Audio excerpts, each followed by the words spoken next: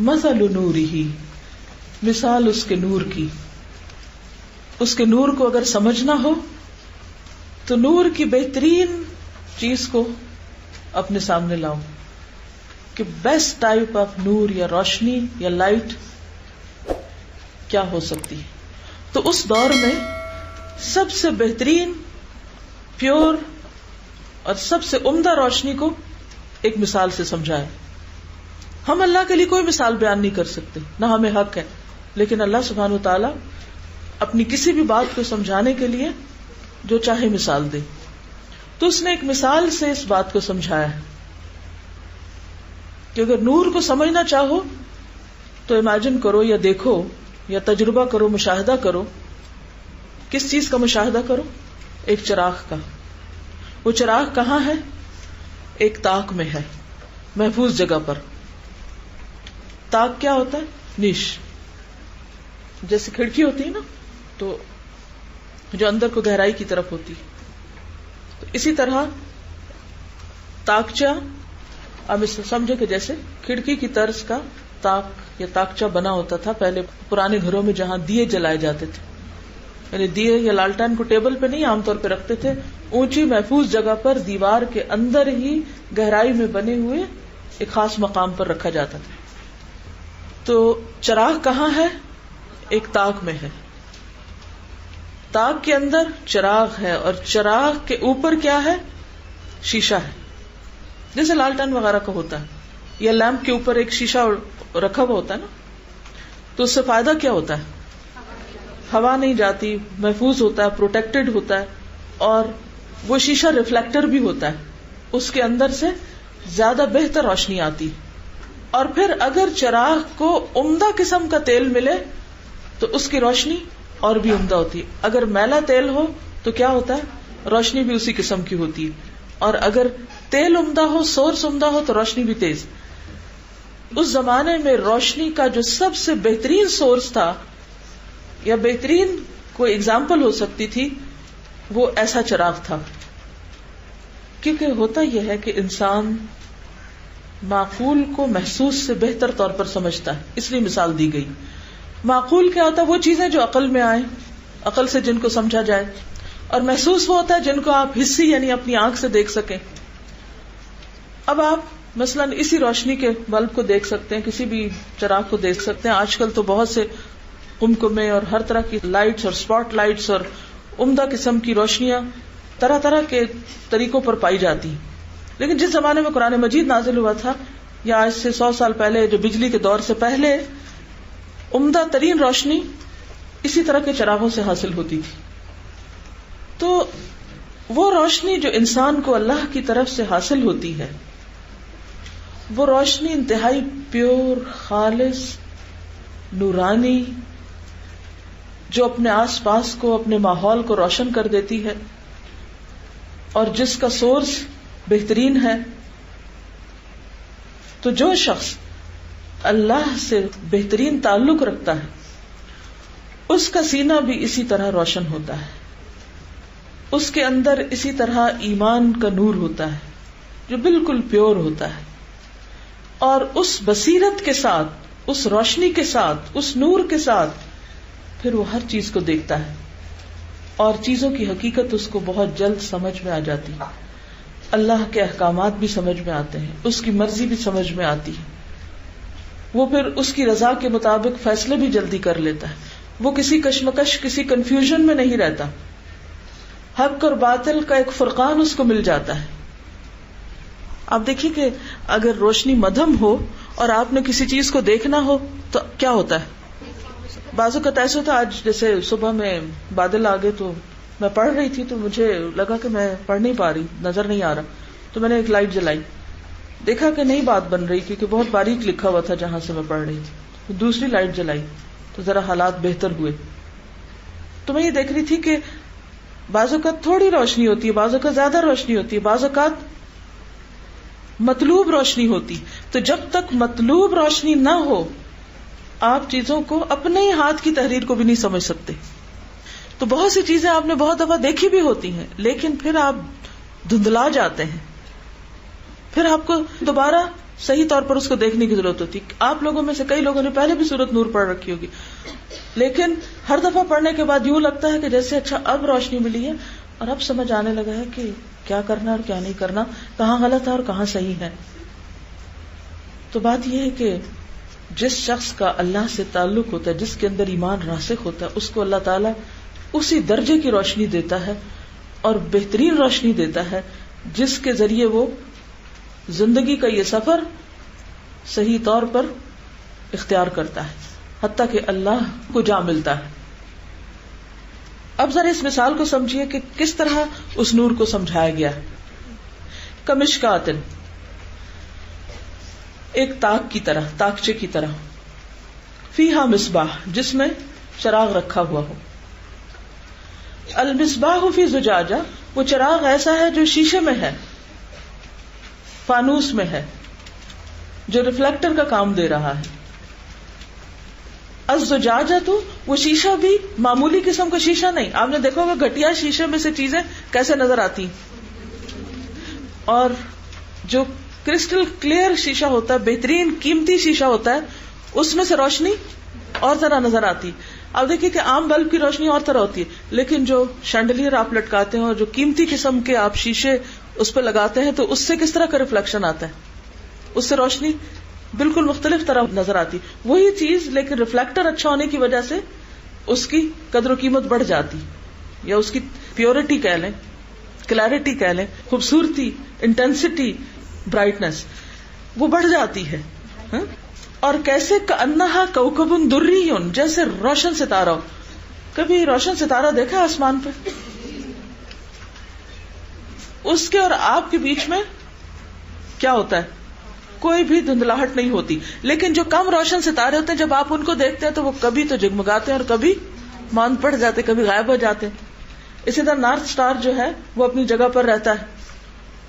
اچھا, ستاروں سے زیادہ سورج چاند کی روشنی ہوتی ہے, لیکن اس سے نہیں تشبیہ دی گئی کیونکہ وہ گہنا بھی جاتے ہیں.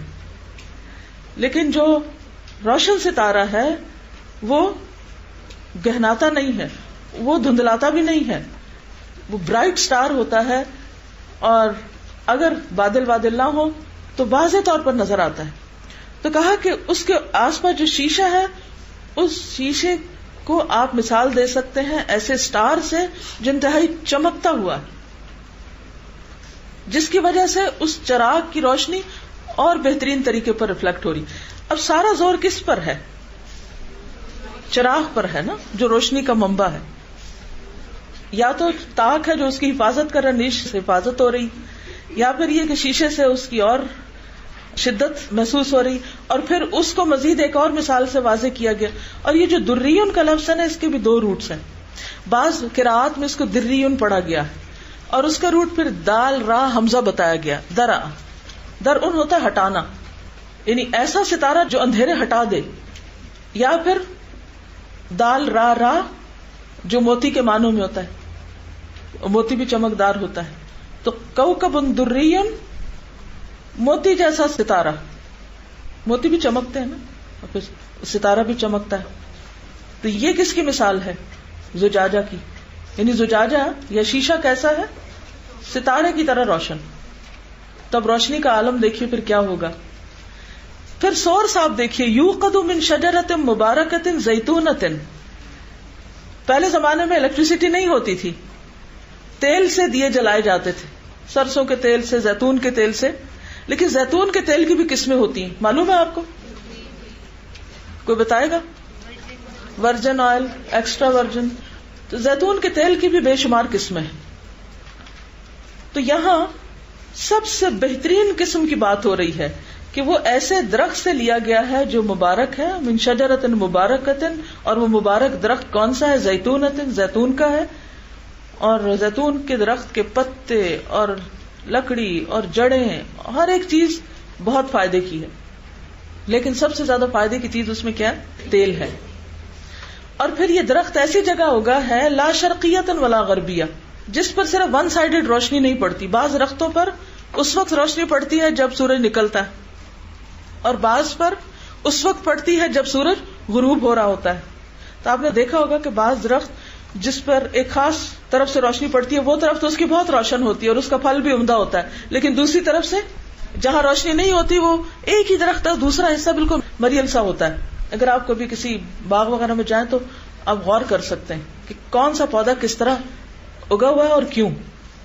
بعض اوقات ایک ہی ہیج ہوتی ہے، مثلا گھر کے باہر اگر آپ نے کوئی باڑ وغیرہ لگائی ہوئی ہے تو اگر کارنر سے روشنی پڑ رہی ہے تو سائڈ سے ایک سائڈ اس کی بہت عمدہ ہوگی، اور اگر گھر کا سایہ باقی حصے پہ پڑ رہا ہے تو ایک ہی باڑ ہوگی مگر دوسرا حصہ اس کا اس کے مقابلے میں مختلف ہوگا، اچھا نہیں ہوگا.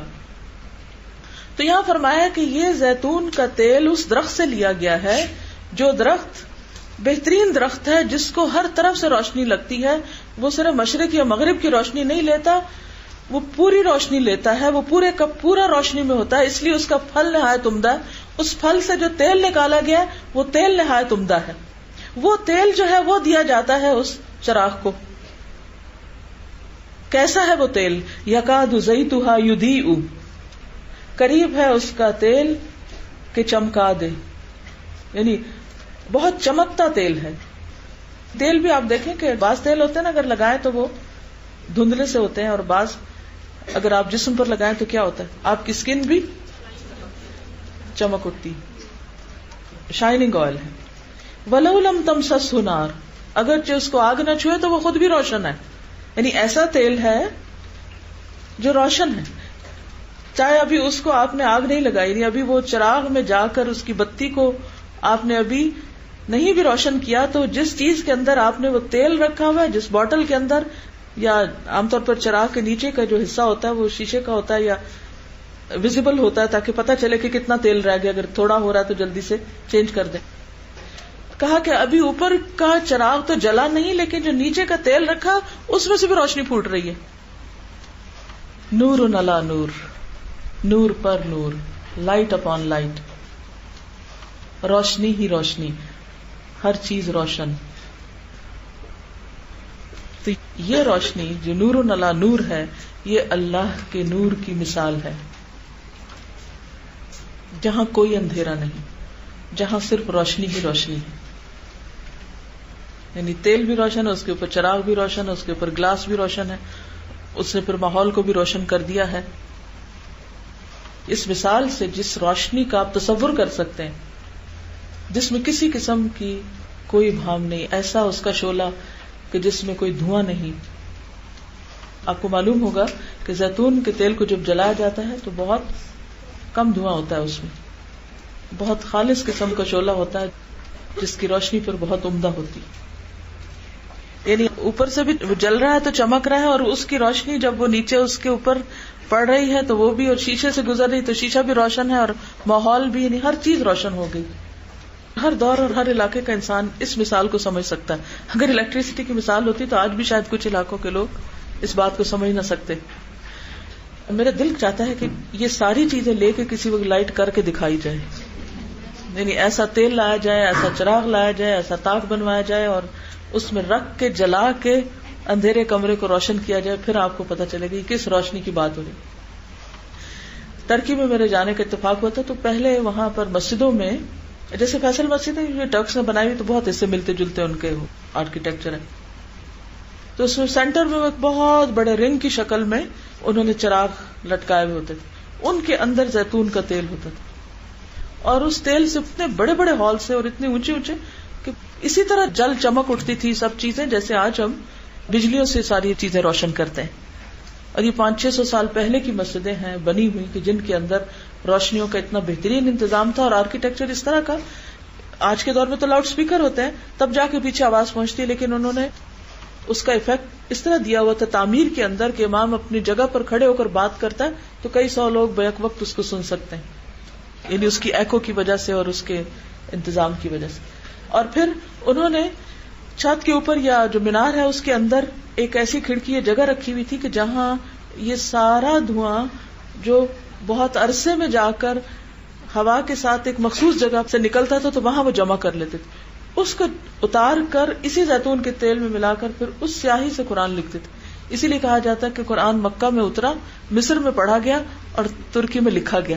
آج بھی آپ دیکھیں کہ جو کیلیگرافی کا جو سٹینڈرڈ ہے وہ ترکوں کے پاس ہے، وہ کہیں اور نہیں آپ کو ملے گا. اس کے پیچھے اس ماحول اور اس سیاہی کا بھی اثر ہے جو پیور اس تیل سے حاصل کی گئی، کیونکہ پھر وہ اس طرح پھیلتی نہیں، وہ سیاہی بھی نہیں پھیلتی. کئی سرمے آپ لگاتے ہیں تو ہر جگہ پھیل جاتے ہیں، اور کئی ایک جو ہیں وہ سمٹے رہتے ہیں، اور اسی سے زیادہ خوبصورتی آتی ہے پھر لکھنے میں بھی. تو اب روشنی کا کوئی تصور آ رہا ہے ذہن میں؟ جتنا تیل اچھا ہوگا، جتنا شیشہ اچھا ہوگا، اتنی ہی زیادہ روشنی چھن کے باہر نکلے گی. صرف چھن کے نکلے گی نہیں، اس کو ریفلیکٹ بھی کرے گی، اس کو اور زیادہ اسٹرانگ کر دے گی. اصل میں تو سورت النور ہے، اور نور کے کانسیپٹ کو یہاں سمجھایا جا رہا ہے. اور پھر آپ دیکھیے کہ اللہ سبحانہ و تعالی کی ذات اگر نور ہے تو اس کا حجاب بھی نور ہے، اور پھر جو کچھ اس نے اتارا وہ بھی نور ہے، اور جو رہنمائی اس نے سب کی ہدایت کی شکل میں نور، وہ بھی نور. اتنا واضح ہے آیات مبینات کہ ہر چیز کھل کے سامنے آ جاتی ہے. اس کے بعد اگر کوئی شخص یہ بہانہ کرے کہ لا عالم، مجھے تو پتہ ہی نہیں چلا کہ اللہ مجھ سے کیا چاہتا ہے، تو پھر اس میں اللہ کا نہیں، خود ہماری اپنی سمجھ کا قصور ہے. اس لیے پھر کس چیز کی طرف توجہ دینی چاہیے؟ زیادہ سے زیادہ نور کی دعا کی طرف کہ اللہ تو مجھے عطا کر. اور جب شیطان وسوسے ڈالے تو یہ دعا خاص طور پر پڑھے کہ اعوذ بنور وجہک، اللہ میں تیرے چہرے کے نور، کیونکہ چہرے کا نور پھر اور زیادہ اسٹرانگ ہے. اعوذ بنور وجہک الذی اشرقت لہ السماوات والارض. تو انشاءاللہ کسی قسم کی کوئی کنفیوژن نہیں رہے گی، اور دل جو ہے وہ بھی روشن ہو جائے گا، اور جو فیصلے ہیں ان پر بھی اطمینان اور یقین حاصل ہوگا. ایسی کنوکشن کے ساتھ جب انسان کوئی کام کرتا ہے تو نہ طوفان انسان کا راستہ روکتے ہیں، نہ پہاڑ روکتے ہیں. صحابہ کرام کو دراصل یہی نور نصیب ہوا تھا جس کی وجہ سے کوئی چیز ان کے آگے نہیں رکی، کوئی چیز ان کے راستے میں رکاوٹ بنی ہی نہیں. روم اور ایران کے درباروں میں جاتے ہیں، نہ کسی چیز کا خوف ہے اور نہ کسی چیز سے کوئی امپریسڈ ہے. آج ہمارا کیا حال ہے؟ ہر روشنی سے متاثر ہے، روشنیوں سے متاثر ہے نا، روشن شہروں سے متاثر ہے، اور روشنی کا سورس ہم نے انسانوں کو بنا لیا ہے، اور روشن خیال ان کو بنا لیا جو سب سے زیادہ اندھیرے میں ہے. جہاں سے روشنی ملنی تھی اس کو تو بند کر کے رکھ دیا، اور دوسری جگہ روشنی تلاش کرنے چل پڑے. ایکچولی میری اپنی ایک ریسرچ تھی جو میں ایڈس کی پالیسی، افریقن کنٹریز ہیں ان کے اوپر ایڈس کی پالیسیز کا انالیسس کری تھی. تو اس کے اندر کچھ فیکٹس اینڈ فگرز آئے تھے جو بہت زیادہ حیران کن تھے، اور اس کے بعد پھر ڈیٹیل میں آپ لوگوں کو بتا دیتی ہوں تھوڑا سا کہ اس میں جو افریقن کنٹریز تھی اس میں سب سے زیادہ ایڈس جو ہے وہ ان کنٹریز میں ہوتا ہے. اور دو میری جو کنٹریز میں نے سلیکٹ کی ہوئی تھی اس میں یوگینڈا اور بوتسوانا تھی. بوتسوانا جو ایک کنٹری ہے اس میں سب سے زیادہ 4 کنٹریز ہیں جن کے اندر ایڈز ریٹ دنیا میں سب سے زیادہ ہائی ہے، اور بوتسوانا ان کے اندر سے بھی وہ ہے جس میں سب سے زیادہ ایڈز ہے. یہاں کے لوگوں کی جو ایج لمٹ ہے وہ 33 ایئرس ہے، اور بہت ہی کم کہ ہم وہاں تو ایسے ہے کہ جو بچے پیدا ہو رہے ہوتے ہیں ان کی بھی جو ہے ایج بورن ہوتے ہیں، ان کے اندر آلریڈی ایڈز ایگزسٹ کرتا ہے HIV. لیکن اس میں جو مجھے جب میں نے تھوڑا سا ان کا کلچرل اور وہ چیزیں پتہ چلا کہ ان کی جو سیکشل ہیبٹس ہیں اور یہ بہت زیادہ ڈفرینس ہے. اور مجھے جو بہت شاکنگ چیز لگی تھی اس میں یہ تھا کہ ان کی جب ایک بہن کی شادی ہوتی ہے، یہ ان کا کسٹم ہے وہاں پہ کہ اگر ایک بہن کی شادی ہوتی ہے تو اگر اس کی دوسری بہن ہے تو وہ انڈرسٹوڈ ہے کہ ان دونوں بہنوں کے ساتھ اس شخص کا ریلیشن شپ ہوگا سیکشل. اس کے بعد دوسرا یہ تھا کہ وہاں پہ جو انکلز اور ان کی جو ان کے ماموں یا کوئی چچا وغیرہ ہوتے تھے ان کے ساتھ جو بھتیجے ان کے سیکشل ریلیشن شپ وہ لوگ پریکٹس کر رہے تھے یہ سب. اس کے علاوہ ان کی جو طہارت کے طریقے ہیں جو اس کے بعد وہ جو اس کو ریمیڈائز کرتے ہیں اپنی HIV ایڈز کو، اس میں ان کی طہارت کے بہت ہی عجیب طریقے، وہ یہ جو گوبر وغیرہ ہوتے ہیں اس کو کر کے ساتھ اور اس سے کچھ کرتے ہیں. اور میں یہ سوچتی تھی کہ اللہ تعالیٰ نے ہماری جو ہم لوگوں نے ابھی پڑھا کہ تشریح الفاحشہ کے اس کے اندر کے جو اپنے محرمات کے ساتھ نکاح ہو، یہ میں کہتی تھی کہ اللہ تعالیٰ کی اتنی زیادہ اللہ تعالیٰ نے ہماری رہنمائی کی، اس پہ ہم جتنا شکر ادا کریں وہ کم ہے. اور ان کنٹریز کو دیکھ رہے ہیں ان کا حال کیا ہو. اور اس میں ایک اور بات مینشن انہوں نے کی ہوئی تھی کہ یہاں پہ جتنی بھی مسلم کمیونٹیز ہیں اس کے اندر ایج کا ریشو کم ہے ایز کمپیئر ٹو وہ کمیونٹیز جن کا یعنی کہ کرسچن ہے یا دوسری کمیونٹیز کا. دیکھو اللہ تعالیٰ نے سارے معاملات میں ہمیں صحیح رہنمائی عطا کی, کیونکہ نور کا جو لفظ ہے اس کو رہنمائی کے معنی میں بھی لیا گیا نا. لیکن افسوس کہ ہم اس کو رہنمائی یا اس کو نور سمجھتے ہی نہیں, اور آنکھیں بند کر کے ان لوگوں کے پیچھے چل پڑے ہیں جو اس نور سے دور ہیں. شروع میں نے عرض کیا تھا نا کہ نور کا لفظ جو ہے ہدایت کے معنوں میں بھی استعمال ہوا ہے. وہ سورس ہے,